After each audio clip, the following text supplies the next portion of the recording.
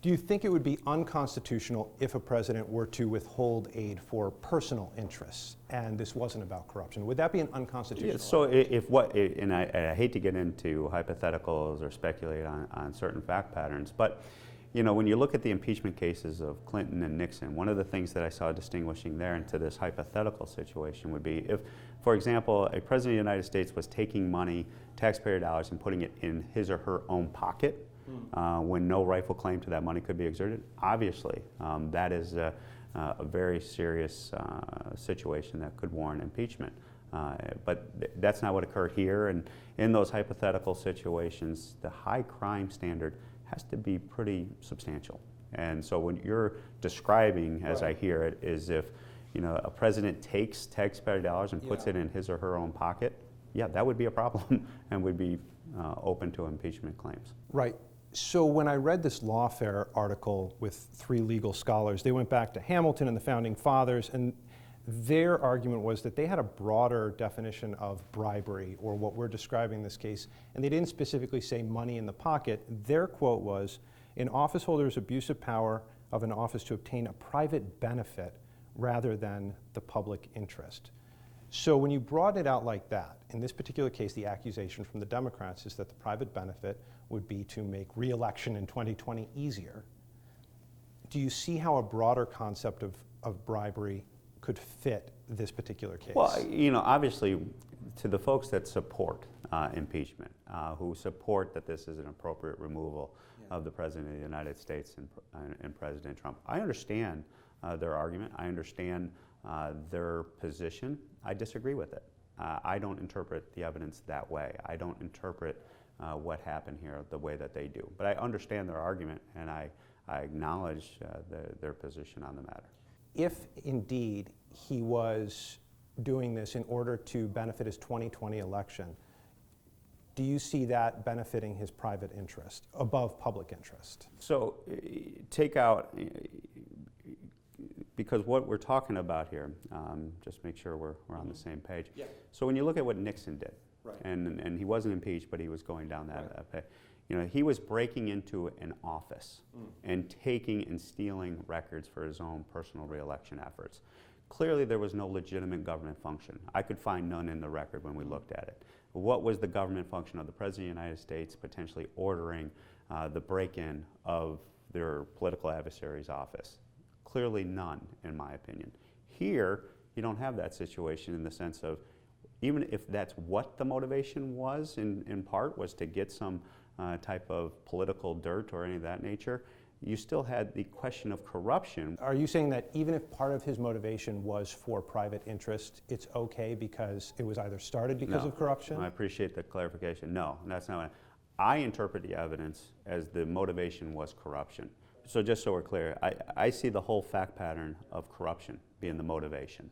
I 100% understand corruption. This is what was being pursued. That's what they were pursuing with the taxpayer dollars. I understand the position of the argument that people who support impeachment and removal of the president are indicating that this was not motivated by corruption. The only motivation here was political advantage and personal gain. I understand that. I disagree with it, but I'm acknowledging their position on the matter.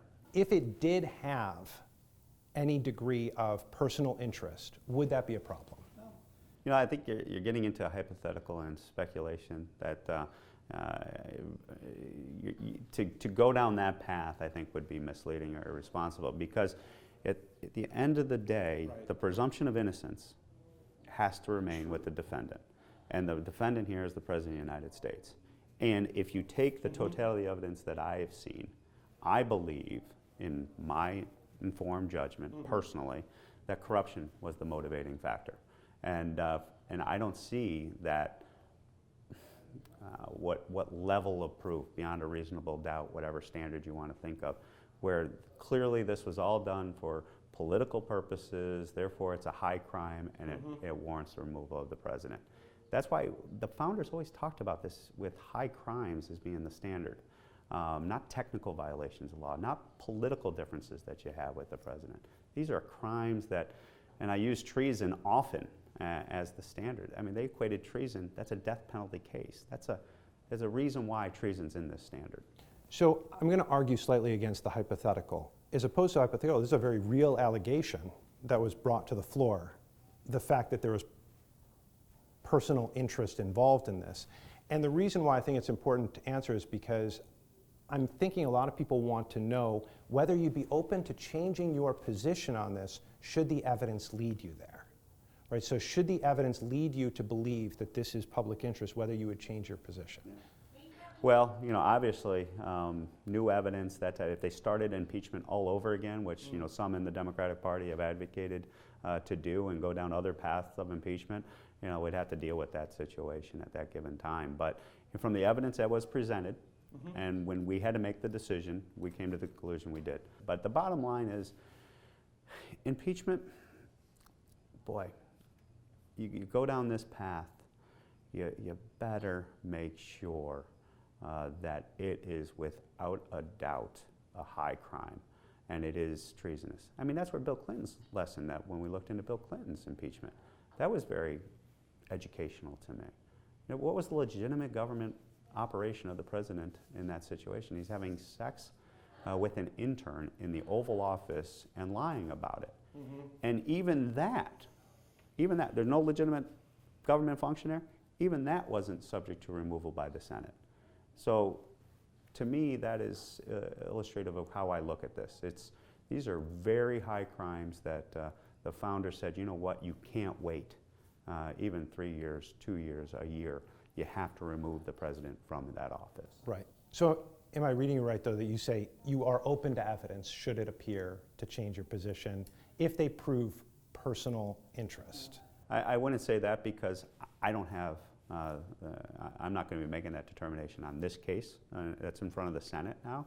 But if there's a whole new articles of impeachment drawn up, and there's a whole new claim of nefarious action by any president, you got to be open to that. Were you open to it? I think I hope, and I'm very open. And I think a lot of this, where we're at now, to be perfectly honest with you, stems from a miscalculation by some of the Democratic members who initiated this. I'm under the impression they never anticipated the president disclosing that transcript of the Ukrainian call. They were speculating, they were hearing different things, that they were going to drive this underground.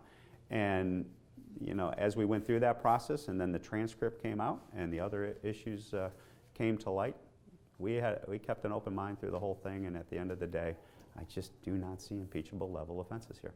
I think any elected official should be open when they commence any proceeding such as this to what's the argument, what is the evidence, and I believe, in my humble opinion, we demonstrated that from the get-go. So if there was someone that could show motivation for personal gain, you would have wanted to hear from them.